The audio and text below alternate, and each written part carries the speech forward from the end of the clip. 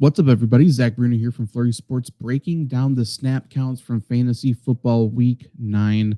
We have all the games except for Monday Night Football. I'm recording this immediately after the bloodbath that was Sunday Night Football, and obviously that terrible injury to Jaden Daniels. Not great, not good.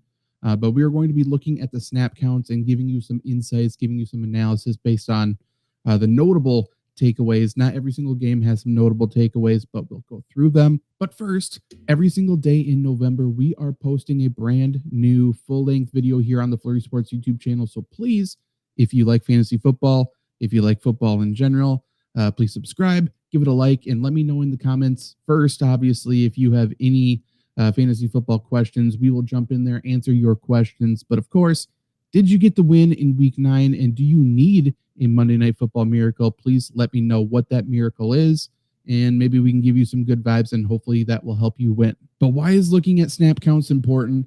Some people like to be box score analysts. They just want to look at who got the stats, and obviously that's what fantasy points are based on. That's great. That's cool. Opportunity leads to productivity in fantasy football. If you're on the field more often, you have more of a chance to score fantasy points, right? Snap counts, targets, all of that, routes run, all of that stuff is what measures opportunity for me.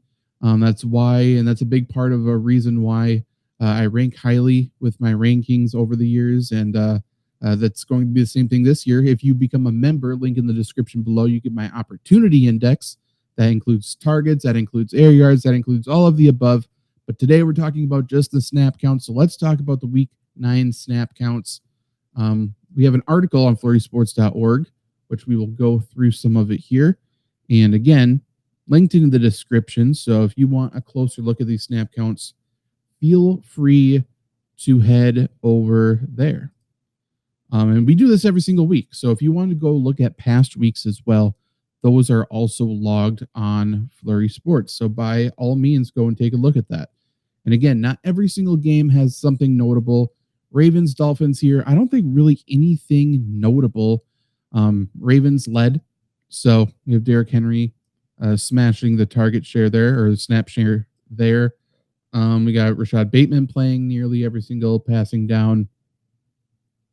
Isaiah Likely actually played more than Mark Andrews. That's kind of interesting. There's a typo there I'll fix. But Isaiah Likely's role is growing, and now with Lamar Jackson back, I can imagine Isaiah Likely's role will grow.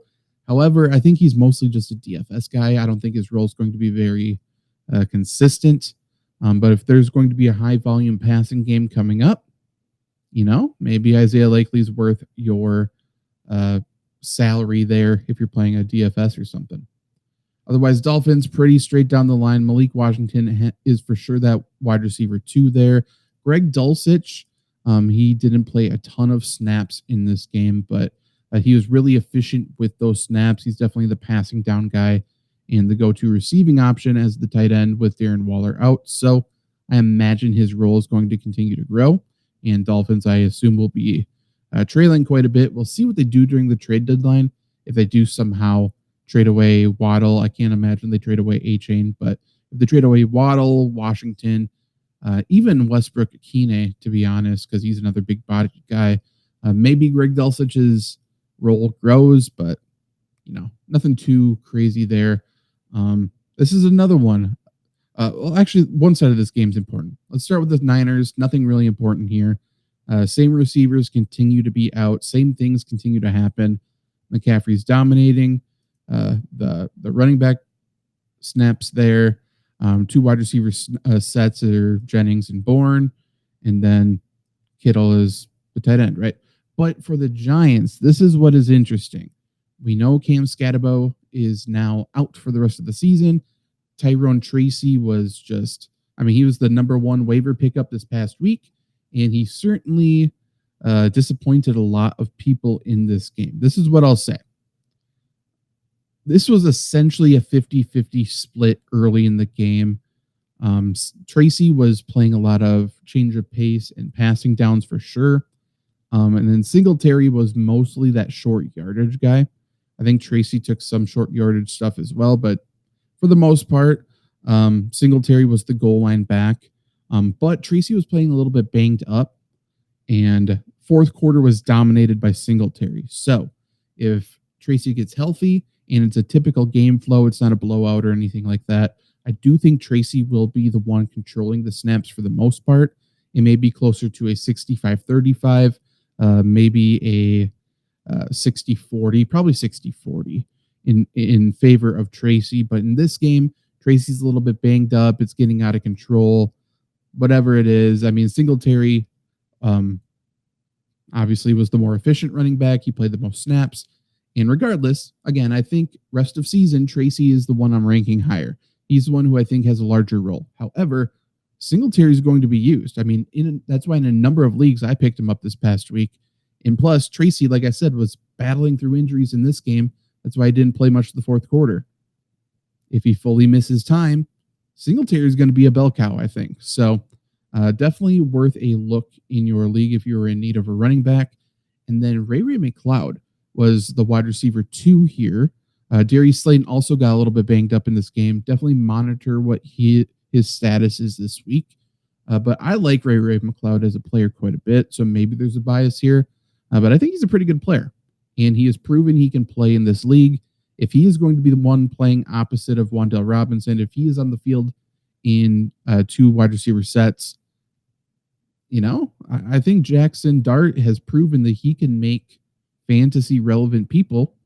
And if Ray McLeod's going to be an every down type of player, he is worth a look, especially in deeper leagues, for sure. Okay. Falcons Patriots. Nothing from the Falcons side. That is as straight down the line as you can get. But for the Patriots, no Ramondre Stevenson. Everyone excited about a big Trevion Henderson game. It's finally Trevion Henderson season. I tweeted out immediately with the news of Ramondre being out that it was Terrell Jennings' season. Terrell Jennings got the touchdown. He played pretty well.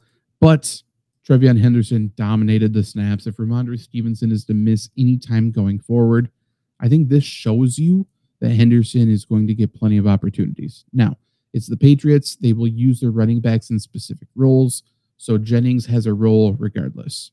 However, Henderson is the most valuable guy here, and I think he played well enough to potentially earn a little bit more work going forward.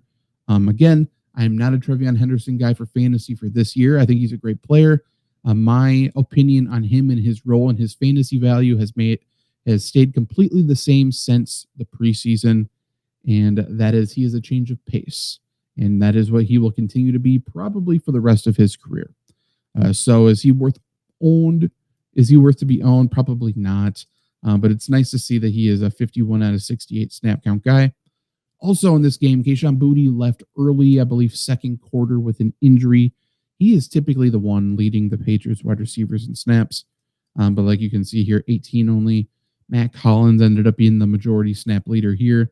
Mario Douglas continues to play a minor role, but perform pretty darn well with that minor role. If Boutte misses any time, I mean, Kyle Williams, the rookie, got a little bit more work here as well.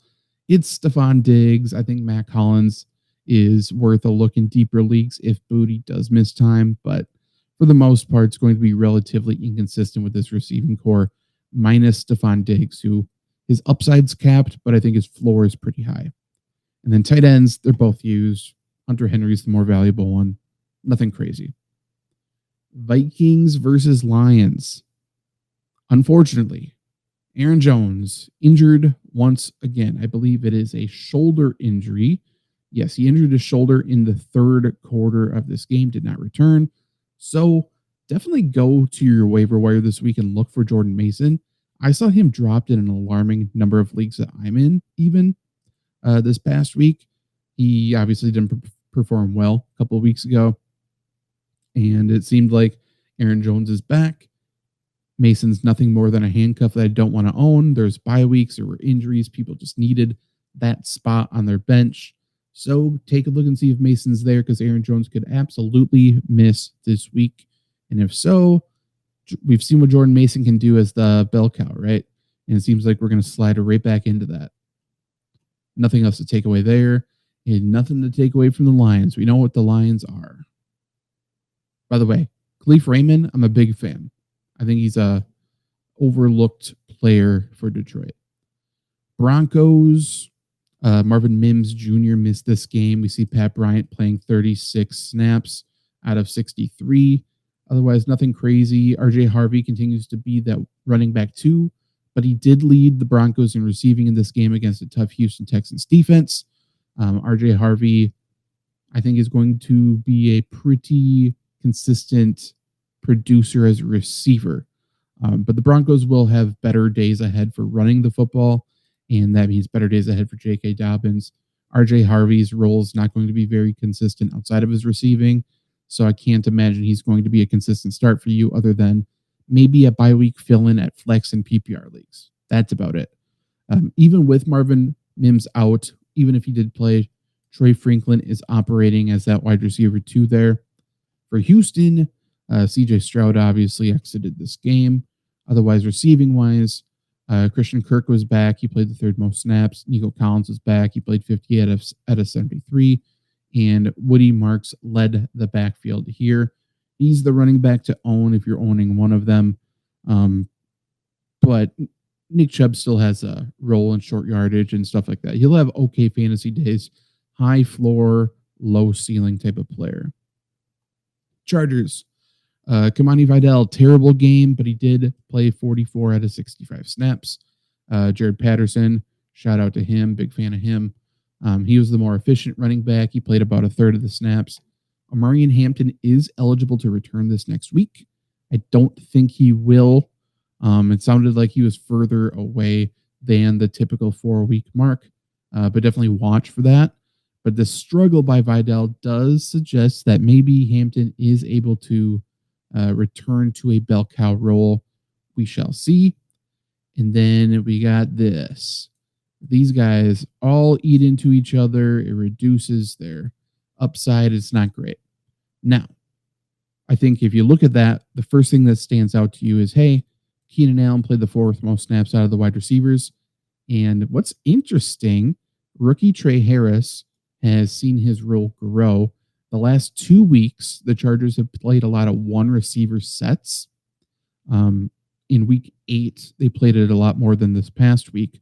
But when they go to a one receiver set, it's Trey Harris. And that's why he is getting all of those snaps more than Keenan Allen, who's obviously on the field in 3 receiver sets. But Trey Harris, seeing a lot of work in one receiver sets. It's very interesting. And he has a role on this team. And he's playing not bad. Not bad at all. He's not viable for fantasy without an injury to somebody else. But for Dynasty, I think good things ahead for Trey Harris. Tennessee. What's interesting about Tennessee, and this is pretty straight down the line, I don't think anything surprises you here. What I will say is there's a decent chance Calvin Ridley is traded. You can look at my fantasy football lottery ticket video, which I published the 1st of November, the first of publishing every day in November. That was my very first video. Calvin Ridley is a guy I think you should go pick up or trade for really low or something like that, just on the off chance that he is traded to like a Steelers or a Buffalo, something like that. But what I was going to say, Ridley did not play in this game. He's supposedly injured. Maybe he is, maybe he's not. But if he is traded, this is what it should look like. You know what I mean? This is what we got. I don't think they're going to move Pollard. I don't think they're going to move Spears. It would be Ridley or nothing. So this is either the receiving core or Ridley's going to come back, and we'll see what happens there, I guess. Colts, Steelers. Colts trailed in this game, so we got to see what they would look like a little bit trailing. Alec Pierce continues to play pretty darn well on the outside. And Josh Downs got to play a lot of snaps in this game. He's that third receiver. Nothing really to take away, though. And then for Pittsburgh, Kelvin Austin had a good game. Saw a reduced role in terms of snaps, but I think he was more efficient.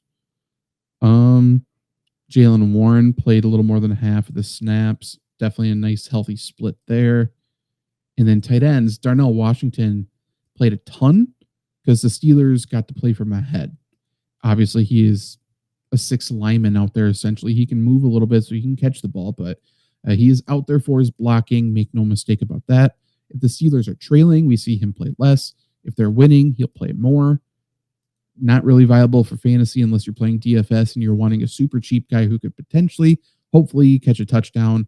Or if you're doing like a showdown slate or something, he's usually very, very cheap. Bears Bengals, no DeAndre Swift, and obviously took over headlines. Kyle Monangai had a monstrous game. We saw lately the Bears have been going to close to a 50-50 split between Monangai and Swift because of Swift being hurt. But I think the rookie proved in this game that he can play in this league. So even if Swift comes back and is healthy, I think we have a very healthy 50-50 split here the rest of the way. So Monangai, probably not overly valuable most weeks, but I think he's a flex with upside the rest of the way. And if Swift misses any more time, we've seen what he can do. And then receiver-wise, Cole Kmet exited this game in the second quarter with a concussion. So if he's out again, Colson Loveland will dominate the snaps. Loveland obviously had that huge touchdown to end the day, but make no mistake about it. If Cole Kmet is healthy, this is a 50-50 split. And probably neither of them are very viable for fantasy at that point. Kmet actually had, I think, slightly more snaps, maybe one more snap than Loveland did when he got hurt. So this is truly 50-50, but Kmet could be out week 10. Bengals, Samaje Perine got hurt right away, and instead of turning to the rookie to do much of anything on offense, they gave Chase Brown 65 of the 68 snaps. That's about all there is to say here, other than T. Higgins took a pretty big hit at the end of the game. It didn't come back in. There weren't many snaps after. He had that big catch down the sideline, got popped. So just watch his status this week. There's a chance T. Higgins misses. If he does, we know Iosivas will be very valuable. And he was pretty good in this game anyways. But yeah, if Higgins misses, Iosivas will be one to own. Packers-Panthers. Panthers said, hey, Chuba, we understand you're the highest paid running back here. Zach Brunner was right the day he said we paid him when he said that was a terrible, terrible decision. You take a seat on the sideline. We're going to give Rico Dowdle all of the work. It doesn't even matter if he's hurt or not. We're going to make him play through that injury. And they did. And Rico looked very good. He's just a much better football player than Chuba Hubbard. Hubbard's a little bit better of a receiver, but the Panthers got to play with a lead in this game. So if they are trailing, I could see this become like 65-35 maybe. But in this game, they were leading. Rico Dowdle was playing extremely well. And I expect that to continue. Watch his injury status. It looked like a groin injury. But for the most part, not that worried. Packers. Josh Jacobs. I'm a Packer fan, Packer analyst, covered the Packers for a long time. Broke Packers news, right? If you know my past, if you know my career here on the internet, you know me and the Green Bay Packers. So I cover the Packers, know them inside and out. I am not the biggest fan of Josh Jacobs in this offense, to be completely honest. They need a complementary back who can run the outside zone and just do things on the outside. Josh Jacobs is a between the tackles guy, and the Packers need to stretch the defense and run outside. So, in come Emmanuel Wilson. They're finally starting to use him a little bit. He definitely didn't have the greatest day. He had some issues as well. But they won. Packers are a good football team that are going to be playing in the playoffs.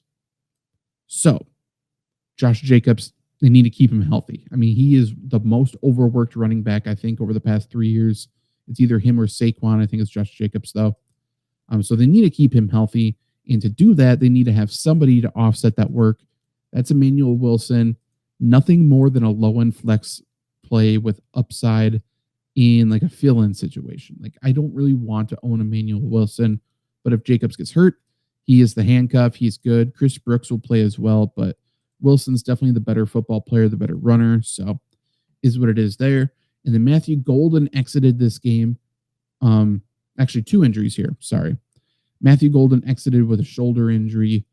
And so the 2 receivers to own here are Dobbs and Watson.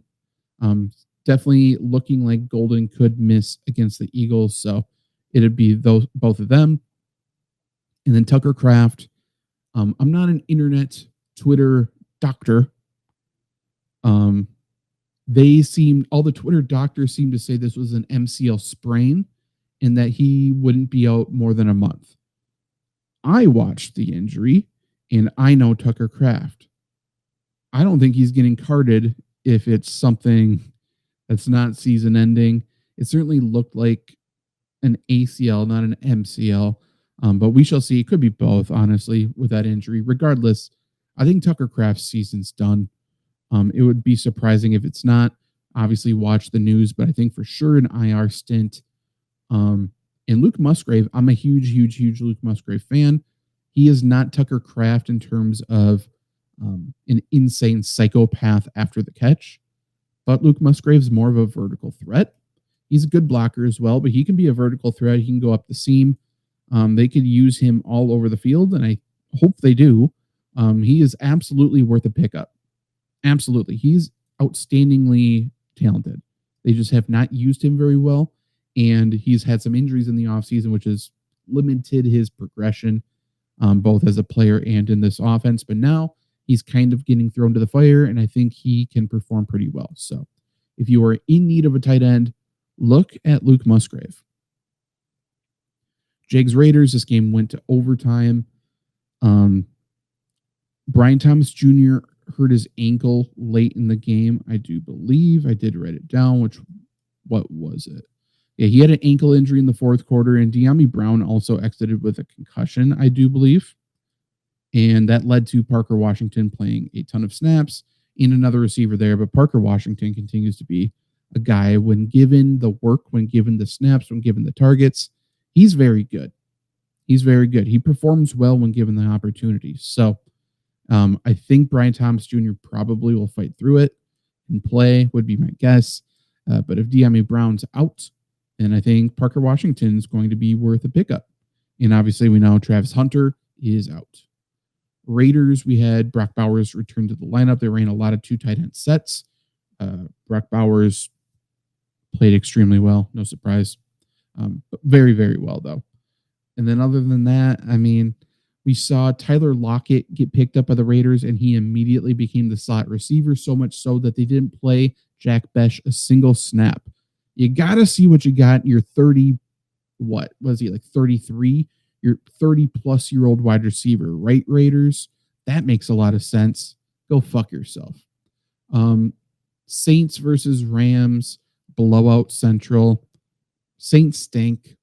Elvin Kamara stinks. You've heard my take about Elvin Kamara for years at this point. I am not a fan of Elvin Kamara. So playing on a bad offense now, I'm not going to be a fan. Other than that, Tyler Shucks, the quarterback, that kind of downgrades everybody as well. Is what it is. I'm sorry to hear it. Rams, pretty straight down the line. I don't think there's really anything to say here. Puka Nacua coming back from injury, played very well.